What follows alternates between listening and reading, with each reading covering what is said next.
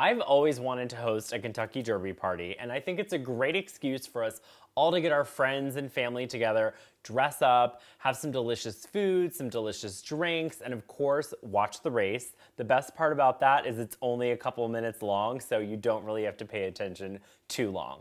Let me show you the details.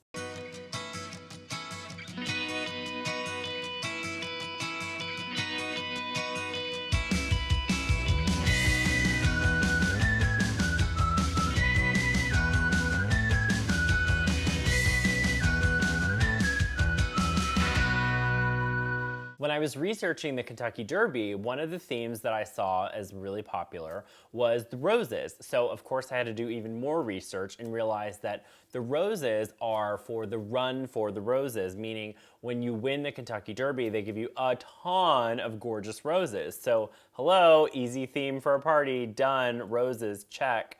And for the roses, I actually got all of these roses from Petaldriven.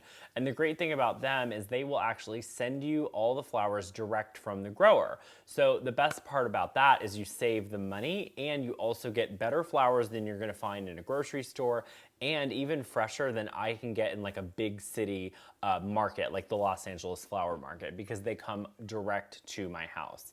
They're actually doing a promotion for $99. You get 100 roses. So I got 100 roses and used them to the fullest. To put the big arrangement together, I used a silver-plated punch bowl. You could use any kind of round vessel that you like, but for this table I wanted to go with red, black, silver as sort of my main colors. And then the next thing I did is I added the Oasis Foam. So that's just a professional florist foam. You just put it in a big bucket of water, get it soaked, really nice and soaked. A little tip here is to make sure that you pack that foam in so that it fills up the entire bowl. Of course, you could do this with a square or another shape, but that's what I used.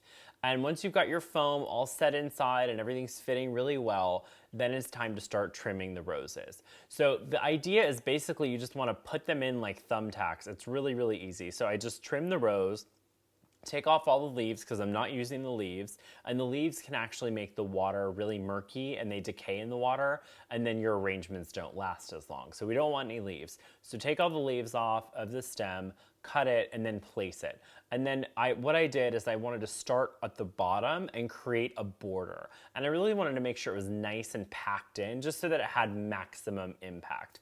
When you're using one type of flower for a full arrangement, the best way to make it look incredible is to pack them in and just make it look lush and extravagant and gorgeous, which I think this really did. So I basically just kept going around and around and around and around, building this whole thing up until I had this beautiful dome of gorgeous red roses.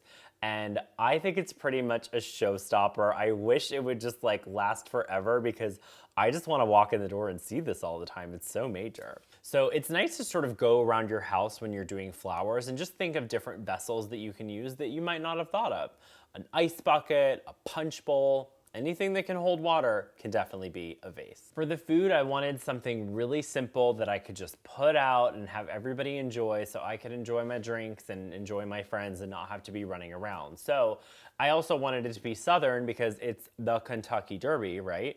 So I decided to go with ham and biscuits, and I made this delicious peach jam glaze to go on top.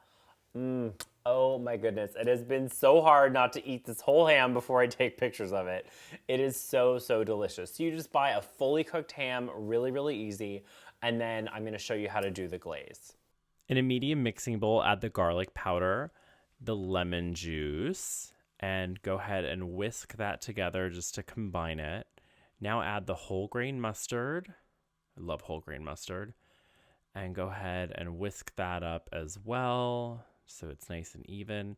Now add the peach jam and my favorite, the brown sugar. Love brown sugar. And then whisk that together until you've got a nice glaze. Pour the glaze all over the ham, and then we're going to bake it for 30 minutes at 350 degrees, baste it, and bake it another 30 minutes.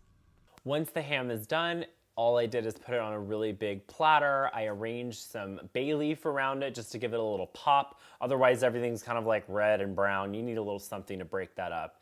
And then I just put a little fork in there so everyone can serve themselves. Easy.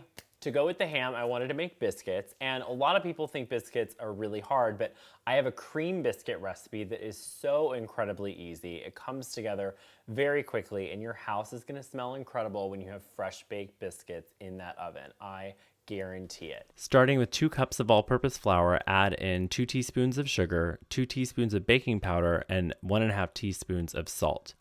To that, you're going to add 1.5 cups of heavy cream and just mix that with a fork. It's going to come together into a nice dough. You don't want to overmix it. And go ahead and put that out on a board. My board actually needed a little bit of flour, so we're just going to add some flour so it doesn't stick, depending on what you're working with. Go ahead and pat that into a 3/4 inch thick mound and then cut them out with a 2-inch cutter. Be careful not to twist the cutter because it'll actually mess up the shape of the biscuit. Transfer the biscuits to a Silpat or parchment lined sheet pan, brush the tops with cream, and then you're just gonna go ahead and bake those at 375 for 16 to 18 minutes. And then to go with the biscuits, I wanted to do strawberry jam because it matched the roses, it matched the theme, and it's actually my favorite jam. And just some really nice salted butter that I've softened, so those are ready to go. So you can have a ham and biscuit, you could have jam and biscuit, whatever you want. One of the most important things for a Kentucky Derby party is the drinks. And for this, I really wanted it to be easy so that my guests could just grab it themselves so I don't have to deal with it. I wanted to do a punch. Now, punches are sort of really popular in the South. My mom lives in Nashville. Like, I've spent a lot of time in the South. I used to live in Atlanta. I love the South. And so I wanted to do a punch. I actually partnered with 14 Hands Winery for this punch. They are the official sponsor for wine for the Kentucky Derby. And I'm kind of obsessed with this bottle. This is the Kentucky Derby Red Blend from the Columbia Valley, and it's got these amazing horses on it. I just love this, and I cannot wait to try it. It's got the little rose right there in the center. It's just so cool. This is a limited release. For the punch, again, I wanted my colors to be right and my flavors to be right, so I used the 14 Hands Rosé, white grape juice, and another fun ingredient, moonshine. I found some Kentucky moonshine at my local liquor store, and it's really, really cool because it's clear so it doesn't mess with my color, but it's Kentucky so it goes with our theme. So you put all those things together. I just used a big pitcher with a pour spout, and then for the guests to actually make it, it's really easy. You just grab a cup, grab some ice, add a blackberry and some mint as a garnish, and just pour some punch in there. You are in business, and I guarantee all of your guests are gonna have a lot of fun. Maybe too much fun, so when you invite them, make sure they Uber.